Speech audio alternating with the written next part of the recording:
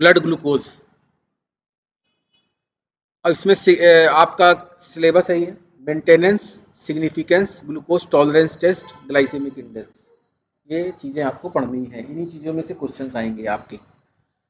तो यहाँ पे कुछ क्वेश्चंस मैंने दे रखे हैं, शायद इसमें 23-24 का अपडेट नहीं किया हुआ है।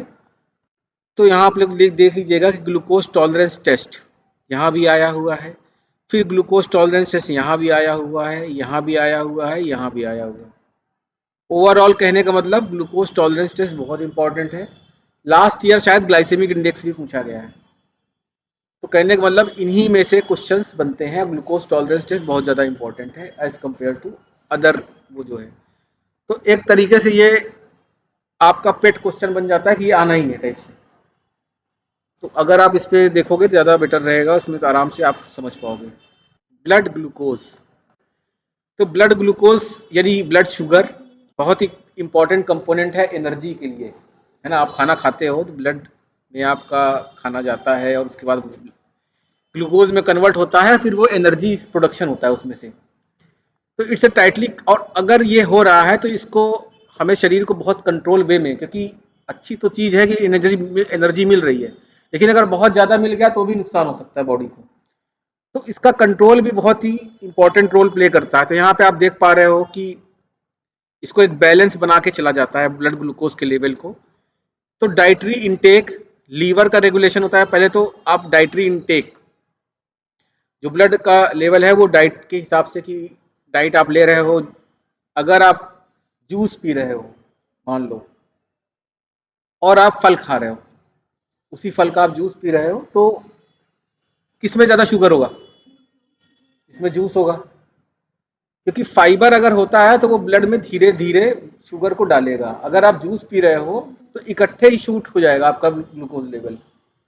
तो ये हमें देखना पड़ेगा कि आप खा कर रहे हो, डाइटरी इंटेक के हिसाब से उसको हमें देखना पड़ता है। तो digestive process break down the carbohydrate into glucose which is then absorb into bloodstream. फिर लीवर जो मेन ऑर्गन आपका है, ग्लैंड है, तो वो बहुत इंपॉर्टेंट रोल प्ले करता है आपको ग्लूकोज होम्योस्टेसिस में। यहाँ पे इट स्टोर्स ग्लूकोज, अगर ज़्यादा है तो वो स्टोर कर लेगा ग्लाइकोजन के फॉर्म में, अगर कम है तो उसको ब्रेक करना शुरू करेगा और ग्लूकोज को रिलीज करेगा। और दोनों ही चीज़ें आपस में एक दूसरे के अपोजिट हैं, है ना। या तो अगर ज़्यादा है तो उसको एब्जॉर्ब कर लेना और उसको स्टोर कर लेना, अगर कम है तो उसी में से ब्रेक करना। तो इसके लिए अलग अलग हार्मोन्स की जरूरत पड़ेगी आपको, मतलब कोई एक हार्मोन तो काम नहीं करेगा। तो यहाँ पे दो हार्मोन जो मेन हार्मोन्स है, इंसुलिन एंड ग्लूकेगॉन, दोनों अपोजिट काम करते हैं, ठीक है।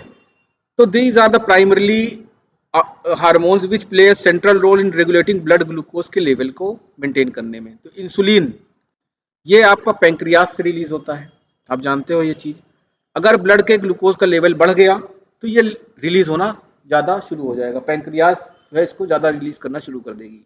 यहाँ पे आपका दिया हुआ है कि अगर ग्लूकोज का लेवल बढ़ गया तो ये पैंक्रियाज इंसुलिन आपका सीक्रेट करना शुरू करेगा, और फिर इससे क्या होगा कि ग्लूकोज जो है सेल के अंदर जाना शुरू हो जाएगा, glucose uptake by the cells. और इसके बाद जो है ये ग्लूकोज का लेवल कम हो जाएगा ब्लड के अंदर, है ना। फिर आपका ब्लड ये वाला हो गया कि जब आपका ग्लूकोज आ रहा है शरीर वो करके, लेकिन मान लो नहीं आ रहा तो क्या होगा? फिर यहाँ पे वापिस से glucagon released when blood glucose level are low, जब ग्लूकोज का लेवल कम होगा तो ये आपका सिक्रीट करेगा ग्लूकेगॉन, ठीक है। And convert glycogen into glucose increasing blood glucose level. और ये क्या करेगा? ब्रेक करना शुरू करेगा, ग्लाइकोजन को तोड़ना है ग्लूकोज में, जिससे कि ब्लड का ग्लूकोज का लेवल बढ़ जाए। तो एक तरीके से ये बहुत इंपॉर्टेंट हार्मोन्स हैं। और कभी कभी आपको ब्लड का बैलेंस कैसे बनाना है वो सब पूछ सकता है आपको क्वेश्चंस वगैरह में, तो वो आपको याद रखना होगा कि ये दो हार्मोन्स और लीवर ये बहुत इंपॉर्टेंट रोल प्ले करते हैं। सेलुलर अपटेक, अब सेल जो है, अब ये ग्लूकोज जो बढ़ रहा है वो सेल लेती है यूज करने के लिए, तो यहाँ पे सेलुलर अपटेक भी बहुत इंपॉर्टेंट रोल प्ले करता है ग्लूकोज को मेंटेन करने में। Specially muscle cells and adipose tissues, they take glucose from the blood for the energy production. तो यहाँ पे जो इक्विलिब्रियम की कंडीशन बनी रहती है, रेट ऑफ ग्लूकोज एंटरिंग और लीविंग द सर्कुलेशन, एक इक्विलिब्रियम अमाउंट में आपका ब्लड ग्लूकोज रहेगा अगर आपकी बॉडी नॉर्मल है तो। अब ब्लड ग्लूकोज का फंक्शन बहुत सारे हैं, आप तो मेजर तो एनर्जी ही है। यहाँ पे आप देख पा रहे हो एनर्जी का सोर्स, ब्रेन के फंक्शन, हमारा जो ब्रेन है वो सिर्फ ग्लूकोज पे रिलाई करता है एनर्जी के लिए और किसी पे भरोसा नहीं करता है। तो ये जो है ब्रेन, अगर ये प्रॉपर मिलता रहेगा तो आपका ब्रेन भी सही से काम करेगा। मेटाबॉलिक होम्योस्टेसिस, ब्लड ग्लूकोज का लेवल अगर सही रहेगा तो मेटाबॉलिज्म सही से रहेगा, सही से, ठीक है, सप्लाई और डिमांड सही से चलता रहेगा। Insulin sensitivity, maintaining optimal blood glucose level is vital for insulin sensitivity. Insulin helps cells absorb to glucose. Chronic elevation of blood glucose can lead to insulin resistance, a precursor of type 2 diabetes। कोई भी machine ज़्यादा काम लोगे तो खराब हो जाती है ना।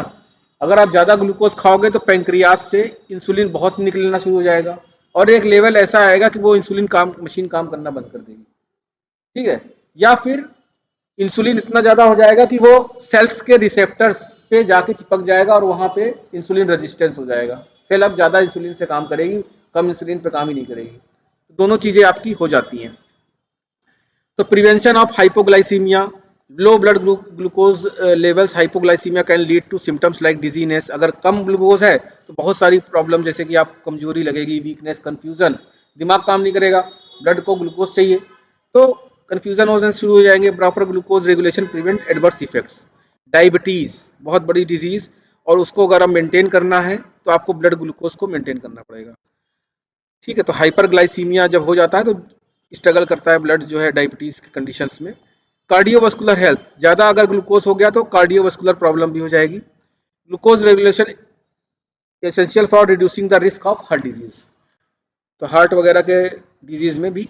अब आते हैं ग्लाइसेमिक इंडेक्स, ये क्वेश्चन आया हुआ है और फिर से पूछा जा सकता है। तो ग्लाइसेमिक इंडेक्स, इंडेक्स है ना, इंडेक्स का मतलब होता है रेट करना, है ना। तो a rating system for foods contain carbohydrate. अब ये तो आप जानते ही हो, हर फूड में आपको कार्बोहाइड्रेट मिलेगा, हर फूड में आपको ग्लूकोज मिलेगा, लेकिन कौन सा कार्बोहाइड्रेट रिच है और कौन सा कम कार्बोहाइड्रेट रिच है, ये भी होता है कि सब में बराबर हो जाए, ऐसा भी नहीं है, किसी में कम है किसी में ज़्यादा है। मिठाई आप खाओगे ज़्यादा आपको शुगर मिलेगी, जब आप नमक खाओगे उसमें कुछ मिलेगा नहीं मिलेगा। तो नमकीन चीज़ों में कम होगा, इस टाइप से एक तरीके से। तो इससे क्या हो सकता है कि हम लोग उसको इंडेक्स बना सकते हैं, इस फूड में ज़्यादा है इस फूड में कम है। तो साइंटिस्टों ने भी एक इंडेक्स बनाया जिसे हम लोग बोलते हैं ग्लाइसेमिक इंडेक्स, और बहुत इंपॉर्टेंट रोल प्ले करता है ये जब हमको शुगर लेवल को मेंटेन करना होता है या डाइट वगैरह करवानी है किसी से, ठीक है। तो इस टाइप से जो चीज़ें हैं उसको हम देख के उस डाइट को शामिल करते हैं उसमें और फिर वो चीज़ें अपना काम करेंगी सही से। तो all carbohydrate raise blood sugar, जितने भी कार्बोहाइड्रेट है सब ब्लड शुगर को बढ़ाते हैं। But GI quantifies the extent of this increase. GI मतलब ग्लाइसेमिक इंडेक्स, ये क्वांटिफाई करता है कितना ज़्यादा वो इंक्रीज करेगी। सारे कार्बोहाइड्रेट ब्लड ग्लूकोज को बढ़ाएंगे, लेकिन कौन सा कार्बोहाइड्रेट ब्लड ये इंक्रीज करेगा शुगर लेवल को, वो बताएगा ये। तो जीआई क्या है? It's a scientific measure of how carbohydrate in foods affect blood glucose या फिर blood sugar level after consumption. कोई भी खाना आप खा रहे हो, गुड़ खाया आपने या फिर आपने खाना खाया, कोई भी ब्रेड खाया या जो भी है, तो गुड़ वाले में और ब्रेड वाले में क्या डिफरेंस होगा, आपको लग जाएगा कि ब्लड ग्लूकोज लेवल जिसमें ज़्यादा इंक्रीज होगा। It indicates amount of sugars from the food absorbed after a meal. जब आपका खाना खा लेते हो उसके बाद ब्लड शुगर लेवल कितनी तेजी से आपके ब्लड में मिल रहा है या वो शूट हो रहा है, वो ये बताएगा आपको। तो कैसे इसको मेजर करते हैं हम लोग क्या करेंगे, मेजरिंग द ग्लाइसेमिक इंडेक्स, कैसे इसको मेजर करेंगे। To measure the GI of a food of specific weight of a digestible carbohydrate usually 50 gram in fed at least 10 individuals in a study. 10 individuals अलग अलग पर्सन लिए हमने और खाना लिया कि ये खाने का हमें जीआई निकालना है, ठीक है। और एक स्पेसिफिक वेट दिया गया उनको और उनका ब्लड ग्लूकोज लेवल में देख लिया गया, और उसके बाद स्पेसिफिक डाइजेस्टेबल शुगर जैसी अराउंड 50 ग्राम्स हम लोग उनको देंगे और ये देखेंगे कि उनका sugar level every 15 to 30 minutes, 2 घंटे तक, 15 से 30 मिनट के अंतर में हम लोग उसको 2 घंटे तक उसके ब्लड शुगर लेवल का कर्व बनाएंगे। ठीक है, तो blood sugar level response of each food is compare to the reference food like glucose, जो कि हमें 100, जो हम 100 मानते हैं। ठीक है, जो इसको अब जैसे दिया जाता है तो इसमें हम लोग शुगर को, जो ग्लूकोज प्योर है उसको हम 100 मान लेते हैं। जैसे डी ग्लूकोज हम उसको दे दिए, जैसे ग्लूकॉन डी आप कह रहे हो, उसमें तो शुगर ही शुगर है पूरा, तो वो हमने अगर दिया उतने ही ग्राम तो उसको 100 मान लेता हूँ, वो लेवल 100 हो गया। अब खाना हमने खिलाया उसको तो हमारा लेवल कहाँ तक जा रहा है। ठीक है, तो ये चीज़ें हमें दोनों को देखना पड़ेगा। तो 100 वाला तो हमें पता होता है कि ये एक वो है, स्टैंडर्ड है। इस response of test subjects are average determine the GI of the dead food, तो इसके अकॉर्डिंग हम लोग देते हैं। तो यहाँ पे आप देख पा रहे हो कि कोकोनट वाटर शुगर दिया गया, फिर होमोजेनाइजेशन वाटर, और इस टाइप से अलग अलग मतलब उसको पिलाया गया, फिर निकाला गया वो ब्लड वगैरह, और उस तरह से शुगर लेवल उसको चेक किया गया बार बार उसको। फिर जीआई का कैटेगराइजेशन किया गया है इसके बेसिस पे, कम जीआई, ज़्यादा जीआई, मिडिल जीआई, है ना। कौन सा फूड लो जीआई है, कौन सा फूड मीडियम जीआई है, और कौन सा फूड हाई जीआई है। तो ये रेंज हो गई 0 to 100 के रेंज में हम लोग उसको देते हैं। तो 70 और हाइयर इज हाइयर जीआई।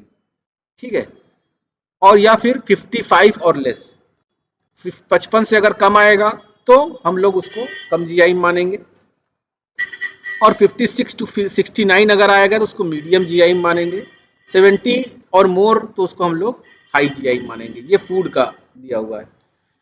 तो लोग कार्बोहाइड्रेट अगर जीआई देते हैं तो ये धीरे धीरे ब्लड के अंदर लेवल बढ़ाएगा। ठीक है, ऐसा नहीं है कि खाने के बाद तुरंत ही ये बढ़ जाएगा, तो ये लो जीआई फूड है।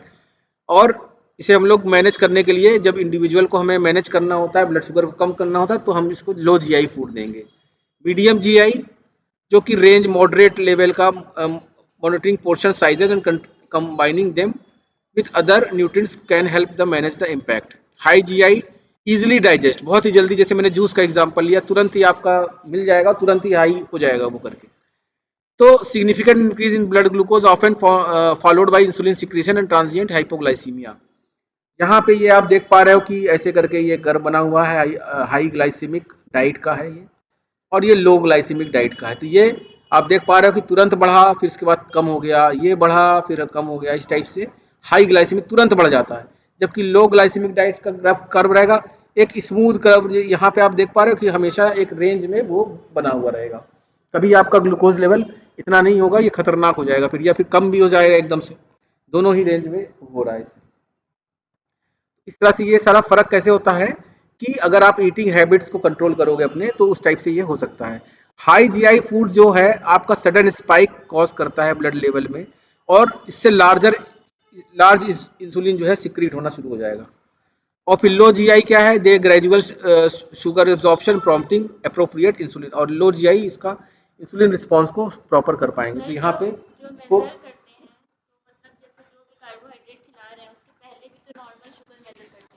हाँ हाँ, एक वो बेस लाइन तो बनाना पड़ेगा ना, एक बेस लाइन तो तैयार करना पड़ेगा कि इसको, हाँ इसका लेवल अब रेंज में आ गया, तो 4-5 लिया, हर इंसान का अलग अलग है। हाँ, उसका कंपेयर वो होगा, बेस लाइन जिसे हम बोलते हैं वो बनाना पड़ता है। गुड। तो यहाँ पे लो ग्लाइसेमिक इंडेक्स और मीडियम ग्लाइसेमिक इंडेक्स फूड, और हाई ग्लाइसेमिक इंडेक्स के ये सारे फूड के नाम आपको दिए हुए, ये सारा पीपीटी मैंने आपको ऑलरेडी भेज रखा है। ठीक है, तो आप लोग उसमें देख लीजिएगा, मैं एक एक का नाम नहीं बता पाऊंगा आपको। तो यहाँ पे आप देख लीजिए, वेजिटेबल्स हैं, पल्सेस हैं, ग्रेन्स हैं, बेरीज, नट्स एंड सीड्स, ये सारे आपके लो ग्लाइसेमिक इंडेक्स मोटा मोटा। और यहाँ पे ये फ्रूट्स वगैरह ये मीडियम वाले में, legumes, whole wheat products, dairy fruits ये मीडियम वाले में आ जाते हैं। White bread, white rice, potato, sugary cereals, sweet and candies, ये सारे हाई ग्लाइसेमिक इंडेक्स में हैं। इससे आप मोटा मोटा एक अंदाजा आपको लग जाएगा कि हमें क्या खाना चाहिए ज़्यादा अमाउंट में और क्या कम अमाउंट में खाना चाहिए। और ये मैंने एक टेबल भी बना रखी है विद देयर जीआई। ठीक है, this is for your kind information, मतलब एक इन्फॉर्मेशन के लिए आपको, और इसमें से आप एग्जाम्पल के तौर पे कुछ एक आध के एग्जाम्पल डाल विद जीआई आप उसको बता सकते हो। तो glycaemic index plays a significant role in management of diabetes. It's a valuable tool for individuals is looking for control their blood sugar levels. अब एक ग्लाइसेमिक लोड भी होता है। ये क्वेश्चन पूछा नहीं गया है लेकिन मैं अपनी तरफ से बता रहा हूँ, मान लो अगर आ जाए उस टाइप से हो जाए तो ग्लाइसेमिक लोड और glycaemic index. Glycaemic index both are valuable tool, दोनों ही वैल्यूएबल टूल्स होते हैं, थोड़ा सा अंतर है। ग्लाइसेमिक इंडेक्स में हम लोगों ने देखा it ranks carbohydrates containing foods based on their impact on the glucose level. ये रैंक करता है कि ब्लड ग्लूकोज कितनी जल्दी मिल रहा है, कितना धीमा मिल रहा है, और इम्फोसाइज करता है कि which carbohydrate are digested and absorb. High GI अगर होगा टू लो जीआई, इस तरह से हम लोगों ने उसको बना रखा है। वाटर विलन का बहुत ज़्यादा है due to its quick digestion, example के तौर पे दिया हुआ है। Glycaemic load it consider both GI of food and amount of carbohydrate per serving. तो यहाँ पे डिवाइड कर दिया जाता है कि आपने कितना कार्बोहाइड्रेट दिया और कितना जीआई है उस फूड का। ठीक है, मतलब खाने में कितना कार्बोहाइड्रेट था, amount of carbohydrate per serving and both GI of food. तो यहाँ पे कैलकुलेशन आ जाती है, जीआई से ही ये टर्म निकलता है, GI multiplied by amount of carbohydrate पर सर्व डिवाइडेड बाई 100। तो it reflect the overall effect of blood glucose, है ना, जीआई और क्वांटिटी, इसमें दोनों चीजें आ जाती है, जीआई भी आ जाएगी और क्वांटिटी भी आ जाएगी, जबकि जीआई में सिर्फ जीआई है। जैसे कि an apple of GI 40 and 15 gram of carbs per serving has glucose of 6, इस तरह से जीएल ऑफ 6। ठीक है, तो सिग्निफिकेंस क्या है इसका, GL provides more comprehensive picture of consider both type of amount of carbohydrate. एक रियल वर्ल्ड की पिक्चर आपको मिलेगी, practical impact of food on blood glucose level. यहाँ पे कार्बोहाइड्रेट कम भी हो सकता है, ज़्यादा भी हो सकता है। तो फाइबर अगर ज़्यादा है तो कार्बोहाइड्रेट धीरे धीरे मिलेगा आपको, मतलब ब्लड में धीरे धीरे मिलेगा, ज़्यादा अगर उसमें है कार्बोहाइड्रेट ज़्यादा भी हो सकता है लेकिन फाइबर भी साथ में ज़्यादा है, तो इसलिए वो धीरे धीरे आपके ब्लड में जाएगा। Balancing act, high GI food may higher portion of the control matters. Large amount of low GI food is still influence blood sugar, glucose and insulin level significant. तो हम बैलेंस बनाने में कि ब्लड ग्लूकोज का level कितना है और insulin का लेवल कैसे मेंटेन करना है, तो उसके लिए बहुत इंपॉर्टेंट रोल प्ले करता है ये। वेट मैनेजमेंट, ब्लड ग्लूकोज का मैनेजमेंट, इंसुलिन लेवल का मैनेजमेंट, सारा का सारा ये आप जीएल लोड को कंसीडर कर सकते हो। तो यहाँ पे ये वाली दोनों का दे रखा है डिफरेंस एक तरीके से, और यहाँ पे आपको दे रखा है कि high glycaemic index, high glycaemic load, एक वो बना रखा है। तो अभी टाइम है हम लोग के पास। Okay, now let's move on to diabetes. ठीक है, डायबिटीज भी आपके कोर्स में, मतलब शुगर है तो डायबिटीज आ जाता है उस तरह से डिजीज के तौर पे।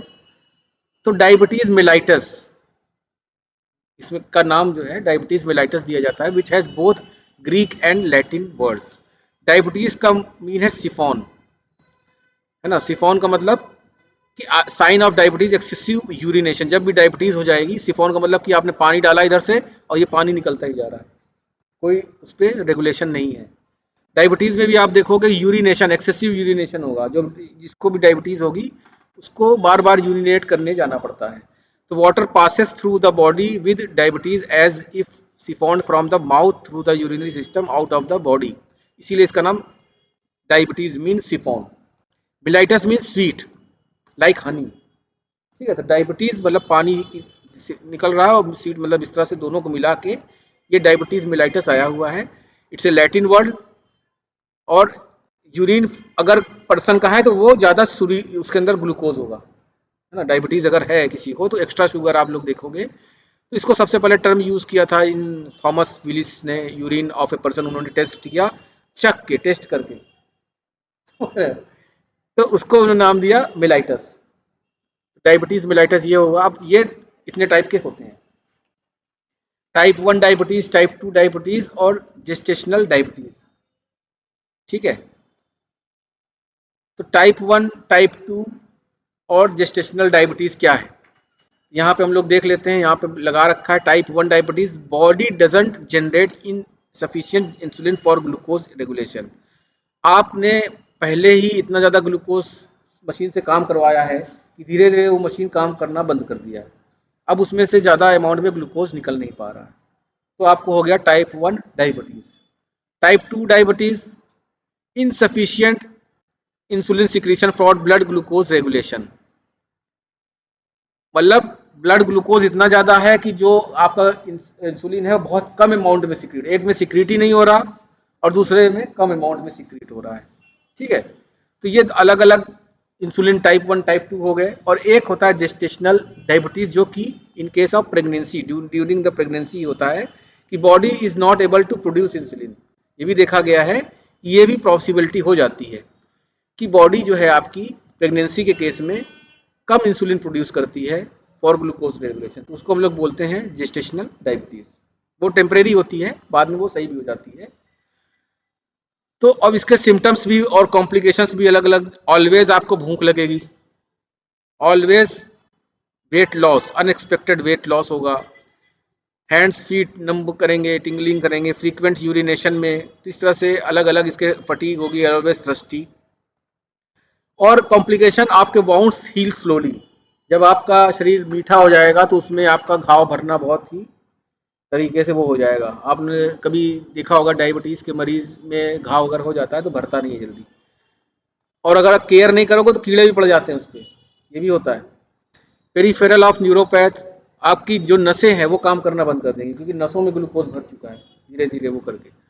सेरिब्रो, आपको मतलब पैर, अगर मैंने कई मरीज देखे हैं जिसके जिनके पैर काट दिए गए पता ही नहीं चलता उनको, नस जो है काम ही नहीं करती, उनको सेंसिटिविटी खत्म हो जाती है। Cerebrovascular disease, diabetic naturopathy, coronary heart disease, बहुत सारे प्रॉब्लम्स है। एक साइलेंट किलर माना जाता है इसको, आपको पता ही नहीं चलेगा, धीरे धीरे ये आपको मार देगी। तो ये हेल्दी है जब आपका इंसुलिन आता है और नॉर्मली आपका सेल वो हो रहा है, लेकिन जब आपका इंसुलिन बनना नहीं बंद हो जाता है तो टाइप 1 हो जाता है। इंसुलिन कम अमाउंट में बनता है तो टाइप 2 हो जाता है। और वही चीज़ें यहाँ पे वापस से मैंने मेंशन कर रखी है। ओरल ग्लूकोज टॉलरेंस टेस्ट, ठीक है, तो बड़ा सिंपल सा टेस्ट है ये।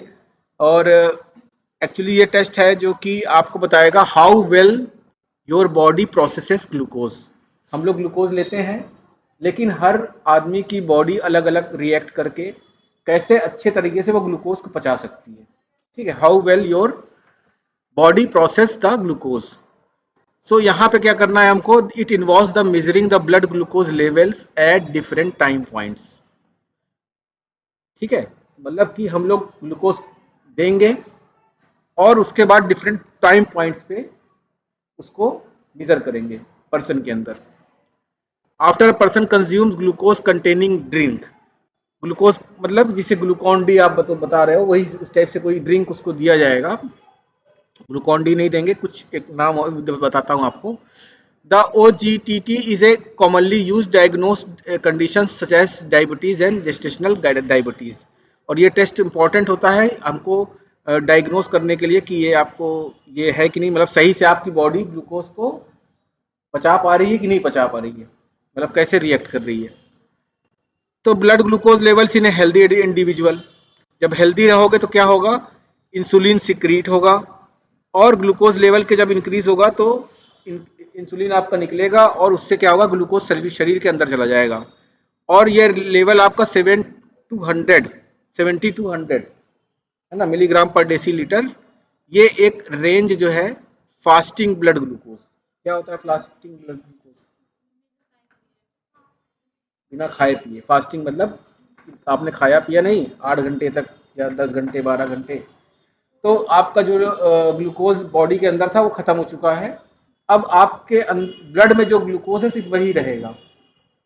ठीक है, अभी आप खाना खा लोगे तो क्या होगा कि और लेवल बढ़ जाएगा, क्योंकि खाने से वो और ज़्यादा बढ़ जाएगा। तो फास्टिंग ब्लड ग्लूकोज नॉर्मली जो नॉर्मल इंसान के अंदर रहना चाहिए 70 to 100 मिलीग्राम पर डेसीलीटर। जबकि प्री डायबिटीज कंडीशन हो जाती है तो क्या होता है, प्री डायबिटीज में ये इंक्रीज हो जाएगा, it will be around 100 to 125। ठीक है, तो ग्लूकोज, हाँ रख दीजिए। In pre-diabetes, blood glucose level increase more significantly during the OGTT compared to the healthy individual. Glucose level exceed normal range at the 2 hour mark, but return to normal afterwards. तो pre diabetes में देखा गया है कि तुरंत ये normal range से बढ़ जाएगा आगे, जैसे 100 तक बताया था मैंने, 100 से आगे निकल जाएगा खाने के बाद, और ये 2 घंटे तक के बाद फिर नॉर्मल आ जाएगा। आफ्टर 2 आवर्स ये नॉर्मल भी आ जाएगा। Fasting blood glucose level in pre-diabetes are higher than the normal but not high enough to classified as diabetes. High तो है लेकिन इतना ज़्यादा हाई नहीं है कि हम इसको डायबिटीज़ बोल सकें. 100 to 125 milligram per decilitre fasting level, मतलब फास्टिंग में ही आपका ब्लड के अंदर ये लेवल रहेगा.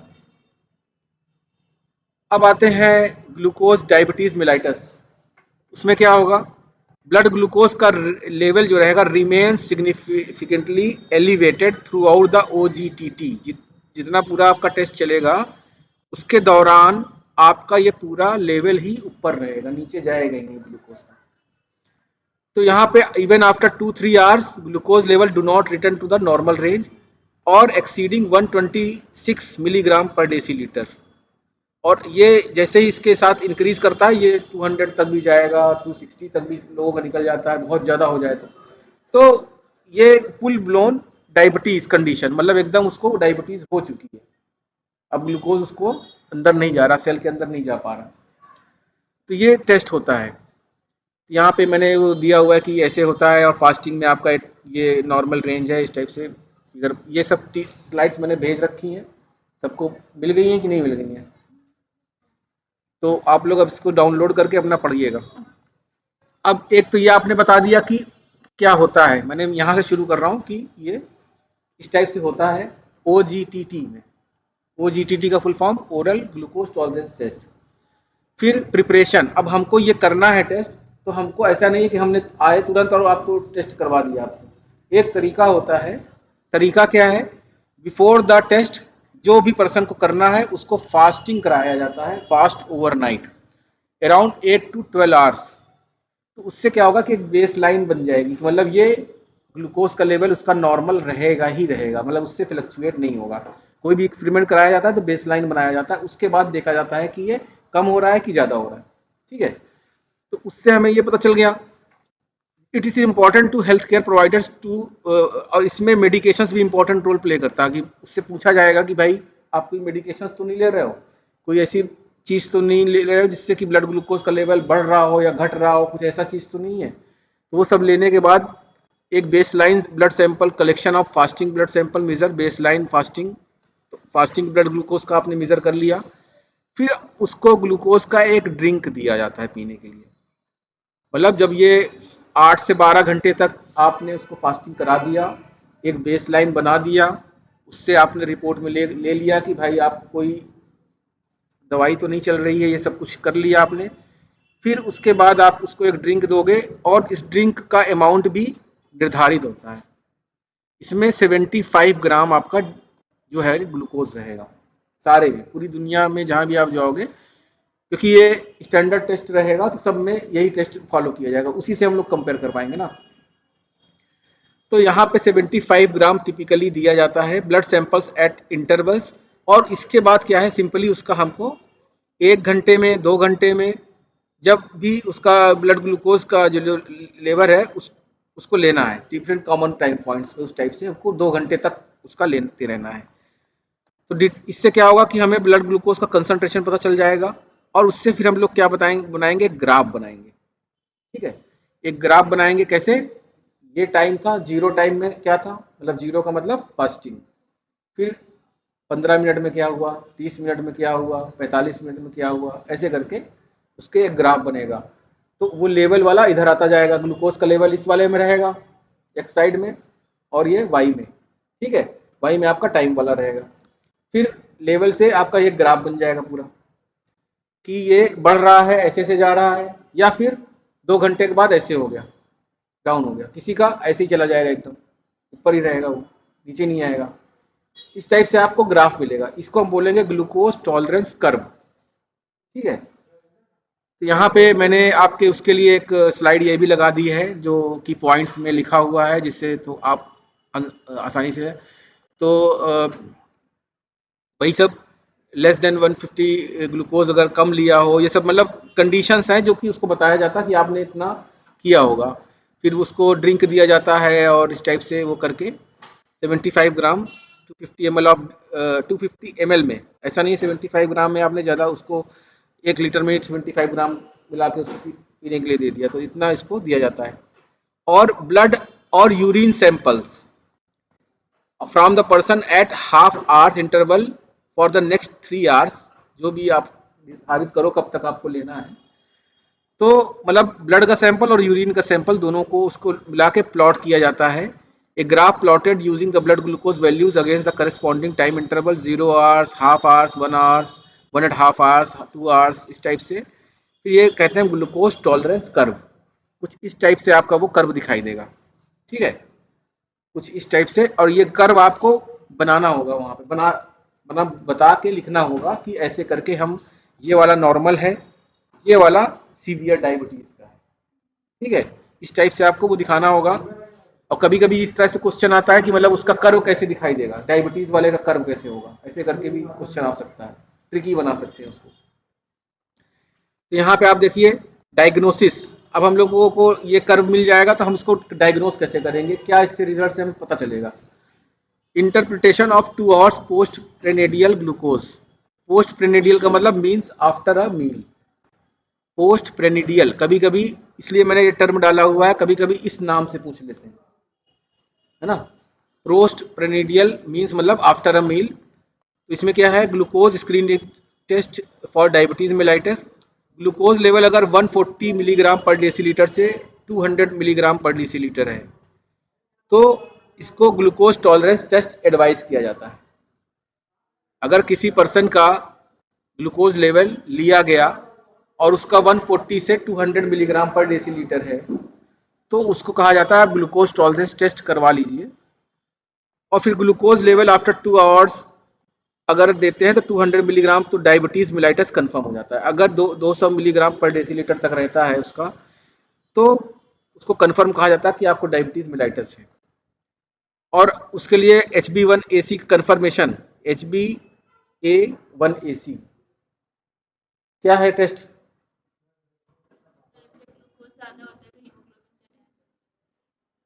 अरे आप तो पता होगा, और लोग तो सन्नाटा छाया हुआ है सब जगह, नया नाम सुन लिया,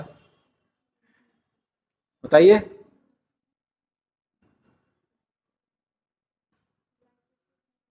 ग्लाइकेटेड हीमोग्लोबिन का दूसरा नाम है, सही है, वेरी नाइस। तो ग्लाइकेटेड हीमोग्लोबिन या HbA1c एक कहा जाता है ये। 120 दिन में आपकी जो वो आरबीसीज हैं, है ना, वो क्या हो जाती हैं, डिस्ट्रॉय हो जाती हैं अराउंड 3 मंथ में। तो 3 महीने तक इसके रिजल्ट वैलिड रहते हैं। मतलब कि जो ग्लूकोज का लेवल है 3 महीने तक आपके ब्लड के अंदर वो रहेगा। तो ये परसेंटेज के टर्म में आता है। तो मोर कन्फर्मेशन वाला टेस्ट है ये, मतलब ये वाला टेस्ट तो है ही है, वो वाला कन्फर्म है कि 3 महीने तक यही लेवल आपके में रहेगा, वो सजेस्ट किया जाता है।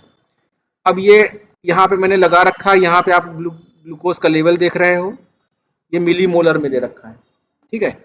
यहाँ डेसीलीटर में था, मिलीग्राम पर डेसीलीटर में था, जो कि हम लोग नॉर्मली करते हैं, बोलते हैं। और ये मिली मोलर में दिया हुआ है।